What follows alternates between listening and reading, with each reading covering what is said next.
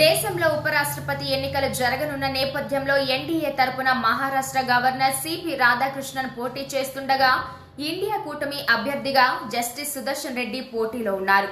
ఈ విషయంపై మాజీ ఎంపీ ఉండవల్లి అరుణ్ కుమార్ మీడియా ముందుకు వచ్చి సంచలన కామెంట్ చేశారు.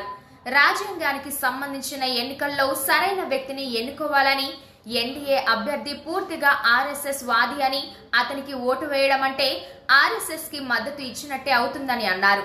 వైసీపీ తమ ఆత్మగౌరవం గురించి ఆలోచించాలని సూచించారు. జగన్ ఎందుకు ఎన్డీఏకు మద్దతు ఇస్తున్నాడో అర్థం కావడం లేదని ఆయన అన్నారు.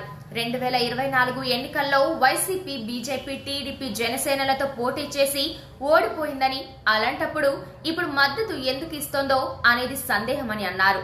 ఎన్డీఏ కూటమి దారుణంగా ఓడించినా ఆ వైపే ఓటు వేస్తానడం ఏంటో అది జగన్ కే తెలుసని అన్నారు.